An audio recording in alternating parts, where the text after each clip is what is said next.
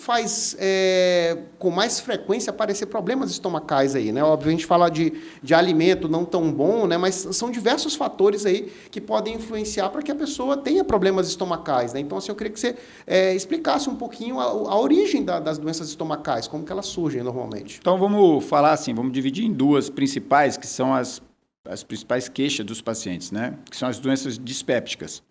Dispepsia é essas alterações que os pacientes podem ter, como refluxo, gastrite. Isso está dentro das síndromes dispépticas. Então, assim, o refluxo e a gastrite, que são os mais comuns, eles estão relacionados com alguns, principalmente com alguns alimentos, com hábitos, com estresse, né? E com alguns mecanismos que o indivíduo vai causando, só para a gente voltar um pouquinho assim, vou tentar falar da forma mais fácil para entender. O estômago, ele tem um mecanismo de barreira, né? Então, ali, a gente tem um suco gástrico, né? Que é o ácido clorídrico que está ali. Se você engolir uma moeda, crianças às vezes engolem corpo estranho, como moeda, pilha, e engolir isso de manhã. Se você for tirar isso de tarde, já corroeu.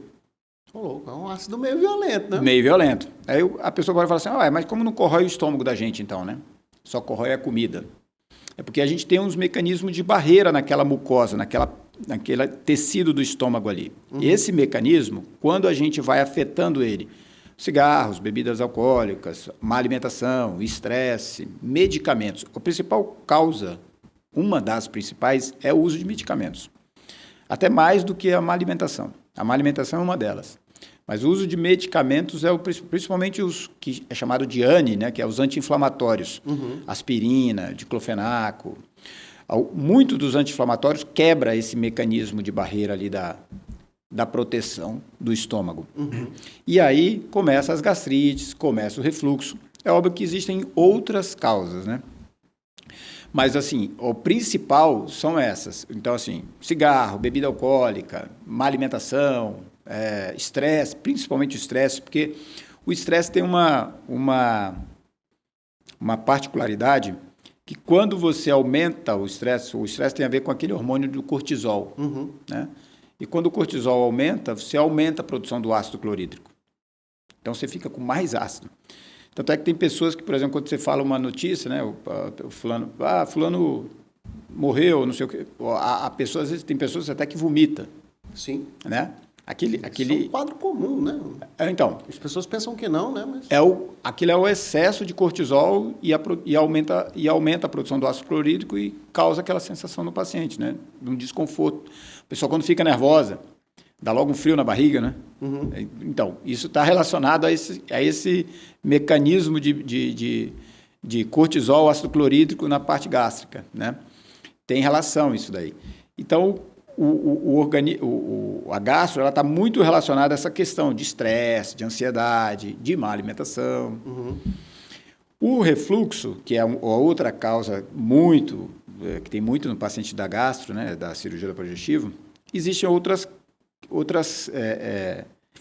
fatores que podem causar o refluxo. Uma delas é a hérnia de hiato. É uma hérnia que ocorre aqui entre o esôfago e o estômago da pessoa. E essa hérnia pode causar o aparecimento do refluxo. Mas não só isso. Por exemplo, comer hábitos também, né? Comer e deitar também contribui para o aparecimento de refluxo, né? Porque você aumenta a pressão ali do estômago, da câmara gástrica, né? Porque tem comida e a pessoa deita. Aí ali embaixo existe um esfíncter. A gente tem dois no esôfago.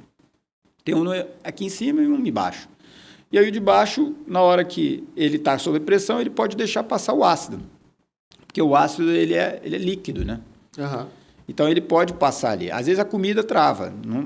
Tem pessoas que têm refluxo muito graves que passam até comida, passa alimento, chega a regurgitar o alimento, né? Nossa.